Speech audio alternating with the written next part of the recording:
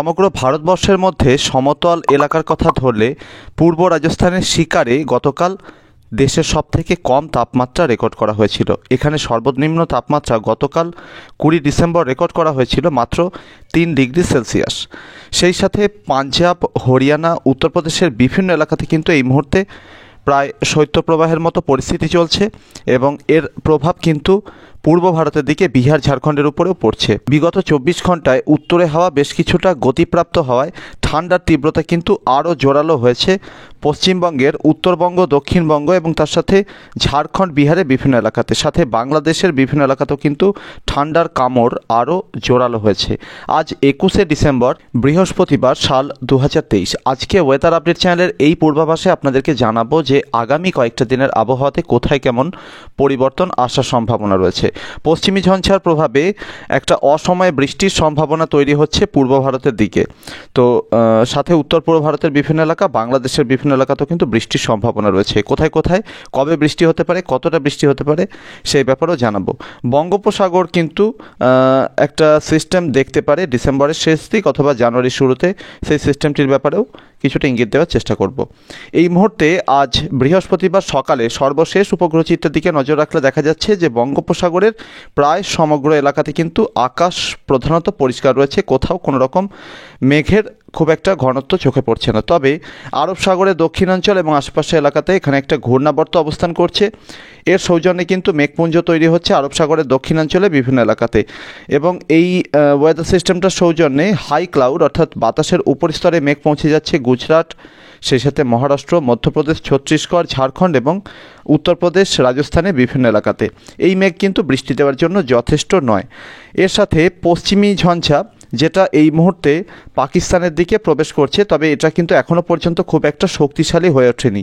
আরও একটু পূর্বে এগোনোর সাথে সাথে কিন্তু এটা আরব সাগরের দিক থেকে আর্দ্রতাকে টানতে আরম্ভ করবে এবং এটা ধীরে ধীরে শক্তি বৃদ্ধি করার সম্ভাবনা রয়েছে। 22শে ডিসেম্বর রাতের দিকে রাজস্থানের বেশ কিছু এলাকা এবং তার সাথে 22শে ডিসেম্বর একটু বেশি রাত অথবা 23শে ডিসেম্বর ভোরের দিকে ভারতের রাজধানী দিল্লি এবং পাঞ্জাব, হরিয়ানা সংলগ্ন আশেপাশে এলাকাগুলোতে কিন্তু বৃষ্টির সম্ভাবনা রয়েছে।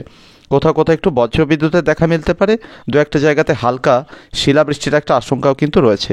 এই পশ্চিমী ঝঞ্ঝাটির সৌজন্যে পাহাড়ের বিভিন্ন এলাকা, জম্মু কাশ্মীর, লাদাখের বিভিন্ন এলাকা, সেই সাথে পরবর্তী সময় হিমাচল, উত্তরাখণ্ড এবং তারও পরবর্তীতে নেপালের বিভিন্ন এলাকাতে হালকা থেকে মাঝারি ধরনের তুষারপাতের সম্ভাবনা রয়েছে। লাদাখের বেশ কিছু এলাকাতে কিন্তু একটু ভারী ধরনের তুষারপাতও লক্ষ্য করা যেতে পারে একেবারে উঁচু পার্বত্য এলাকাগুলোতে। উইন্ডি টিভিতে ECMWF মডেলের সম্ভাব্য বায়ুপ্রবাহের পরিস্থিতির দিকে যদি নজর রাখি তাহলে দেখা যাচ্ছে যে উত্তর পাকিস্তান এবং দক্ষিণ জম্মু কাশ্মীরের দিক থেকে কিন্তু শুকনো ঠান্ডা হাওয়া বইছে ভারতের রাজধানী দিল্লি, পাঞ্জাব, হরিয়ানা হয়ে, তারপর সেটা উত্তরপ্রদেশ এবং মধ্যপ্রদেশের উত্তরাঞ্চলকে ছুঁয়ে চলে আসছে বিহার এবং ঝাড়খণ্ডের দিকে, তারপর সেই উত্তরে হাওয়া পৌঁছে যাচ্ছে পশ্চিমবঙ্গের মধ্যে এবং পশ্চিমবঙ্গ, বাংলাদেশের খুলনা, বরিশাল, সেই সাথে রাজশাহী বিভাগের বিভিন্ন এলাকা হয়ে কিন্তু এই উত্তরে হাওয়া চলে যাচ্ছে বঙ্গোপসাগরের দিকে। তবে আগামীকাল দুপুরের দিকে কিন্তু এই উত্তরে হাওয়াতে কিছুটা বাধা পড়ার সম্ভাবনা রয়েছে। আগামীকাল মোটামুটি দুপুর 12টার দিকে পরিস্থিতির দিকে যদি আমরা নজর রাখি তাহলে দেখা যাচ্ছে যে এই বায়ুপ্রবাহ যেটা আজও স্বাভাবিক ছন্দে থাকার সম্ভাবনা, আগামীকাল কিন্তু এর ছন্দ বিঘ্নিত হতে পারে এই পশ্চিমী ঝঞ্ঝার সৌজন্যে, এবং ভারতের রাজধানী দিল্লি, পাঞ্জাব, হরিয়ানা এই এলাকাগুলোতে কিন্তু বাতাসের যে প্রবাহ সেটা পুরোপুরি থমকে যাওয়ার সম্ভাবনা রয়েছে, অর্থাৎ উত্তরে হাওয়া কিন্তু এখান থেকে বইবে না। তার সাথে উত্তরপ্রদেশের বিভিন্ন এলাকাতে উত্তরে হাওয়া থমকে যাওয়ার সম্ভাবনা রয়েছে। খুব হালকা একটা বাতাসের প্রবাহ সেটা কিন্তু জারি থাকার সম্ভাবনা রয়েছে ঝাড়খণ্ড এবং বিহারে কিছু কিছু জায়গাতে, এবং সেই হাওয়ার কিছুটা প্রভাব দক্ষিণবঙ্গ, উত্তরবঙ্গের বিভিন্ন জেলা, বাংলাদেশের বিভিন্ন এলাকাতে পড়ার সম্ভাবনা রয়েছে। আগামী 23শে ডিসেম্বর এই পশ্চিমী ঝঞ্ঝাটি উত্তর ভারতের আরও একটু ভেতরের দিকে প্রবেশ করতে পারে এবং এই পশ্চিমী ঝঞ্ঝার সৌজন্যে পূবালি হাওয়া একটু জোরদার হওয়ার সম্ভাবনা রয়েছে এবং এই পূবালি হাওয়া উত্তর ভারতের বিস্তীর্ণ এলাকাতে বইতে পারে।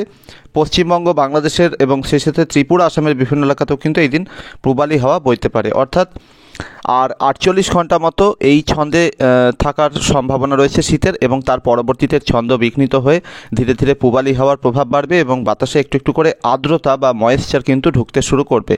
আগামী 23 থেকে 26শে ডিসেম্বরের মধ্যে বিহার, ঝাড়খণ্ড, শহর কলকাতা সহ দক্ষিণবঙ্গের আকাশে কিন্তু কিছুটা মেঘাচ্ছন্নতা থাকার সম্ভাবনা রয়েছে।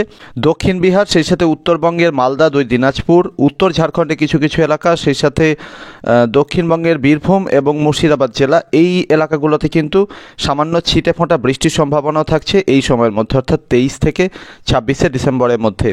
উত্তরবঙ্গের দার্জিলিং, কালিম্পং, জলপাইগুড়ি, আলিপুরদুয়ার, কোচবিহার এই জেলাগুলোতেও কিন্তু কোথাও কোথাও হালকা ছিটে ফোঁটা বৃষ্টির একটা সম্ভাবনা থাকছে। সিকিমেও কিন্তু হালকা বৃষ্টির সম্ভাবনা, কোথাও কোথাও একটু মাঝারি ধরনের বৃষ্টির সঙ্গে একটু তুষারপাতের সম্ভাবনাও থেকে যাচ্ছে। বাংলাদেশের রংপুর, রাজশাহী বিভাগের কোথাও কোথাও ছিটে ফোঁটা বা খুবই হালকা বৃষ্টির সম্ভাবনা রয়েছে। ময়মনসিংহ বিভাগের ক্ষেত্রেও একই পরিস্থিতি থাকতে পারে, তবে সিলেট বিভাগে কিন্তু এই সময়ে ছিটে ফোঁটা থেকে হালকা বৃষ্টির একটা সম্ভাবনা রয়েছে। ঢাকা বিভাগের উত্তরাঞ্চলে কিশোরগঞ্জ, কাপাসিয়া এই এলাকাগুলোর দিকেও ছিটে ফোঁটা বৃষ্টির সম্ভাবনা রয়েছে।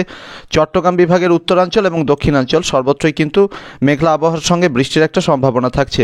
চট্টগ্রাম বিভাগের ব্রাহ্মণবাড়িয়া, সেই সাথে কুমিল্লা, অন্যদিকে চট্টগ্রাম বন্দর, সেই সাথে রাঙামাটি, খাগড়াছড়ি, ফটিকছড়ি, সেনবাগ, চাঁদপুর, ফেনী, নোয়াখালী এই এলাকাগুলোতেও ছিটেফোঁটা থেকে হালকা বৃষ্টির সম্ভাবনা থাকছে 23 থেকে 26শে ডিসেম্বরের মধ্যে। তবে খুলনা এবং বরিশাল বিভাগের বেশিরভাগ এলাকা, ঢাকা বিভাগের বেশিরভাগ এলাকাতে বৃষ্টির সম্ভাবনা প্রায় নেই বললেই চলে। শুধুমাত্র যে জায়গাগুলোর নাম করলাম সেদিকে বৃষ্টির সম্ভাবনা একটু থেকে যাচ্ছে। আসামের শিলচর, হাইলাকান্দি, করিমগঞ্জ, হাফলং এই এলাকাগুলোর দিকে ছিটেফোঁটা থেকে হালকা বৃষ্টি, কোথাও কোথাও দু এক পশলা মাঝারি ধরনের বৃষ্টিও কিন্তু হয়ে যেতে পারে। এখানে হালকা শিলাবৃষ্টির একটা আশঙ্কাও কিন্তু থেকে যাচ্ছে, কোথাও কোথাও বজ্র বিদ্যুতের দেখা মিলতে পারে এই সময়, অর্থাৎ 23 থেকে 26শে ডিসেম্বরের মধ্যে। আসামের রাজধানী গুয়াহাটি, তেজপুর, বঙ্গাইগাঁও, কোকরাঝাড়, লখিমপুর, পাঠশালা এই এলাকাগুলোর দিকেও ছিটেফোঁটা থেকে হালকা বৃষ্টির একটা সম্ভাবনা থাকছে এই সময়ের মধ্যে। আগামীকাল 22শে ডিসেম্বর শুক্রবার বিভিন্ন এলাকাতে কুয়াশার একটা প্রভাব লক্ষ্য করা যেতে পারে। ওড়িশা, ঝাড়খণ্ডের বিভিন্ন এলাকাতে ছড়িয়ে ছিটিয়ে হালকা থেকে মাঝারি ধরনের কুয়াশার দেখা মিলতে পারে। আপনাদের জানিয়ে রাখি, ঝাড়খণ্ডের বিভিন্ন এলাকাতে কিন্তু এবার কুয়াশার দাপট একটু একটু করে বৃদ্ধি পাওয়ার সম্ভাবনা রয়েছে। উত্তরবঙ্গের পাহাড়ি এবং তরাই ডুয়ার্সের জেলা দার্জিলিং, কালিম্পং, জলপাইগুড়ি, আলিপুরদুয়ার, কোচবিহার, সেই সাথে উত্তর দিনাজপুর একেবারে উত্তরাঞ্চল এই এলাকাগুলোতে কোথাও কোথাও হালকা থেকে মাঝারি ধরনের কুয়াশার দেখা মিলতে পারে। রংপুর, ময়মনসিংহ, সিলেট বিভাগের কোথাও কোথাও হালকা থেকে মাঝারি ধরনের কুয়াশার দেখা মিলতে পারে। ভারতের ত্রিপুরা, আসামের শিলচর এবং আশপাশের এলাকাগুলো, সেই সাথে চট্টগ্রাম বিভাগের পার্বত্য চট্টগ্রাম, সেনবাগ, চাঁদপুর, ফেনী, নোয়াখালী, অন্যদিকে বরিশাল বিভাগের দু একটা জায়গায় এখানেও কিন্তু আগামীকাল হালকা থেকে মাঝারি, কোথাও কোথাও বেশ কিছুটা ঘন কুয়াশার দেখা মিলতে পারে। আসামের ব্রহ্মপুত্র নদের তীরবর্তী বিস্তীর্ণ এলাকা জুড়ে হালকা থেকে মাঝারি ধরনের, কোথাও কোথাও আবার ঘন কুয়াশার দাপট কিন্তু আগামীকাল লক্ষ্য করা যেতে পারে। বেশ কিছুদিন ধরেই যেরকমটা দেখা যাচ্ছে যে দক্ষিণ বঙ্গোপসাগর, সেই সাথে দক্ষিণ আরব সাগর লাগোয়া উত্তর ভারত মহাসাগরের বিভিন্ন এলাকা, এই এলাকাগুলো কিন্তু অতি সক্রিয় হয়ে উঠেছে। ইসিএমডব্লিউএফ ইন্ডিকেশন রয়েছে যে একটা ওয়েদার সিস্টেম আগামী সময় তৈরি হয়ে আরব সাগরের দক্ষিণাঞ্চলের দিকে এগোতে পারে। তবে মার্কিন যে ওয়েদার মডেল রয়েছে, গ্লোবাল ফোরকাস্টিং সিস্টেম অর্থাৎ জিএফএস, তাদের ইন্ডিকেশন রয়েছে 28 থেকে 29 তারিখের মধ্যে একটা ঘূর্ণিঝড় কিন্তু বঙ্গোপসাগরের দক্ষিণাঞ্চল এবং আশেপাশে এলাকাতে তৈরি হতে পারে। তারপর সেটা কিন্তু বঙ্গোপসাগরের ভিতরের দিকে এগোনোর চেষ্টা করবে এবং বেশ কিছুটা শক্তি বৃদ্ধি করার সম্ভাবনাও থাকছে। তবে এগোনোর সাথে সাথে কিন্তু উত্তরের যে শুকনো ঠান্ডা হাওয়া, সেই উত্তরে হাওয়ার মুখোমুখি হতে হবে এই ওয়েদার সিস্টেমটিকে, ফলে ধীরে ধীরে কিন্তু এই ওয়েদার সিস্টেমটা দুর্বল হওয়ার সম্ভাবনাও থেকে যাচ্ছে। এই ওয়েদার সিস্টেমটার সৌজন্যে যদি এরকমটা হয় এবং তার সাথে বঙ্গোপসাগরের উত্তরাঞ্চলে একটা অ্যান্টিসাইক্লোন অবস্থান করার সম্ভাবনা রয়েছে আগামী প্রায় পরবর্তী 10 দিন যাবৎ, এবং তার সাথে পশ্চিমী ঝঞ্ঝার প্রভাবে ঢুকে যাওয়া আর্দ্রতার একটা প্রভাব থাকবে, উত্তরে হাওয়ার ছন্দ নষ্ট হওয়ার সম্ভাবনা রয়েছে। তো এই নানাবিধ কারণে কিন্তু উৎসবের এই মৌসুমটাতে, অর্থাৎ বড়দিনের সময় থেকে শুরু করে একেবারে নতুন বছরের প্রথম দিন পর্যন্ত এই সময়টাতে কিন্তু পশ্চিমবঙ্গ এবং তার সাথে বাংলাদেশ, ত্রিপুরা, আসাম, বিহার, ঝাড়খণ্ড, ওড়িশার বিভিন্ন এলাকাতে বিগত প্রায় 10 দিন ধরে যে শীতের একটা স্বাভাবিক ছন্দ বজায় রয়েছে, একটানা এতদিন ধরে তাপমাত্রা নিম্নগতি এইভাবে লক্ষ্য করা যায় না, তো একটা ভালো স্পেল কিন্তু আমরা দেখতে পাচ্ছি। তো এই স্পেল কিন্তু আর দেখা যাবে না, অর্থাৎ আগামী কালকের দিনটা পেরিয়ে গেলে যেরকমভাবে তাপমাত্রা বৃদ্ধির ইঙ্গিত দিচ্ছি, তো এই তাপমাত্রা বৃদ্ধি কিন্তু অব্যাহত থাকার সম্ভাবনা রয়েছে, অর্থাৎ যে কড়া ঠান্ডা চলছে সেই ঠান্ডার স্পেল কিন্তু আমরা এই সময়টা জুড়ে লক্ষ্য করতে পারবো না। তবে অনুমান করছি যে জানুয়ারির শুরুর দিক থেকে আবার ধীরে ধীরে শীত কিন্তু ছন্দে ফিরে আসবে।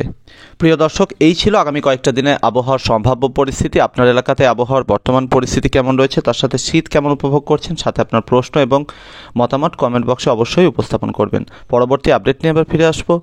ধন্যবাদ।